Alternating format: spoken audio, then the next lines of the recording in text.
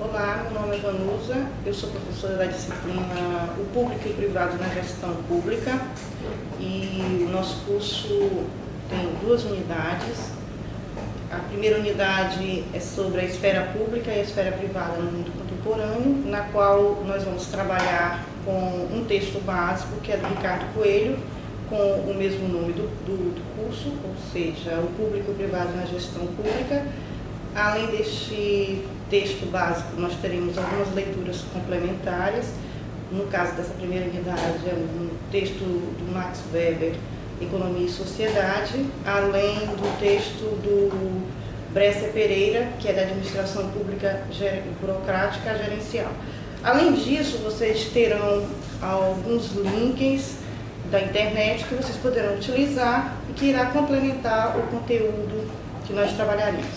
Bom, o objetivo básico dessa disciplina é discutir o setor público e o setor privado, mostrando o que é o setor público e o que é o setor privado, as suas principais características, as suas prerrogativas, as diferenças básicas que existem entre a administração pública e a privada e a relação que esses dois setores terão na sociedade, ou seja, o setor público que tem como objetivo trabalhar em prol da sociedade, e o setor privado, que trabalha em busca da sua lucratividade dentro dos moldes capitalistas.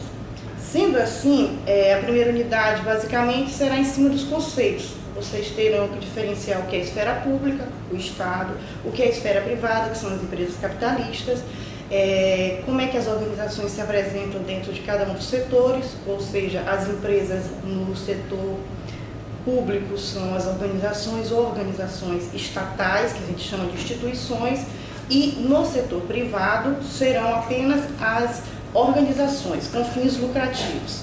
Bom, como são esferas diferentes, cada uma é regida por uma parte específica do direito. No caso do setor público, nós temos o Estado com suas organizações estatais, dividido em administração direta e administração indireta. Na administração direta nós temos a Presidência da República, os ministérios, os governos e secretarias. Na administração indireta temos autarquias, fundações, empresas públicas, sociedades de economia mista, como a sociedade, a universidade se encaixa nesse segundo tipo de administração. E na esfera privada nós temos as empresas capitalistas, organizações que são regidas pelo direito privado ou pela liberdade negativa, que basicamente significa que você pode fazer qualquer coisa desde que não vá contra o que está escrito na lei. Bom, o setor público ele teve uma diferenciação pós-Constituição de 1988. Até a Constituição de 1988, tudo era muito concentrado na esfera federal. E a partir daí houve uma delegação de poderes, tanto para o município quanto para o Estado.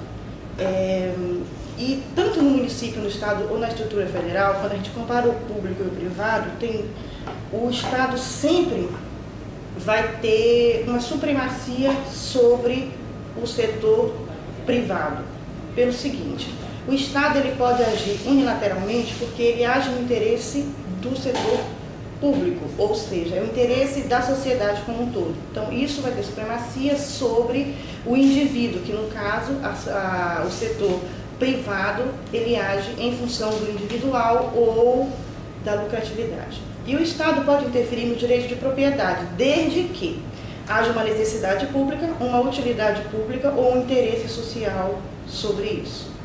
Bom, além disso, na funcionalidade do Estado, existem algumas denominações que diferenciam do setor público. Por exemplo, o Estado trabalha com servidor público e o servidor público ele tem umas prerrogativas exclusivas que não pertencem ao setor privado. Começando pela forma de entrada no setor público, que necessariamente precisa ser via concurso público. E após 2 anos dentro do serviço público, que é o estágio probatório, o servidor passa a ter estabilidade. O servidor privado, o trabalhador privado, que é a denominação que ele tem, ele não tem estabilidade. E por causa disso, ele é regido pela CLT, que garante a esse servidor privado o fundo de garantia, enquanto o trabalhador público, ele é regido pelo regime jurídico único, que é o RGU, e em alguns casos também pela CLT. E como ele tem estabilidade, ele não tem direito ao fundo de garantia. Teria uma diferenciação entre as duas esferas.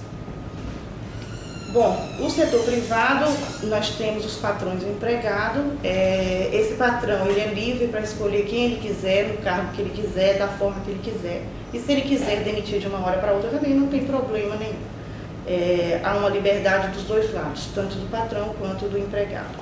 Bom, quando terminam esses conceitos básicos, vocês terão algumas atividades, que são exatamente, vocês irão fazer as diferenciações entre o setor público e o setor privado, em cima de alguns conceitos específicos, e a partir daí teremos um fórum de discussão, no qual o tema central será discutir a primazia do público sobre o privado, do estado do bem-estar social provedor ao estado regulador neoliberal.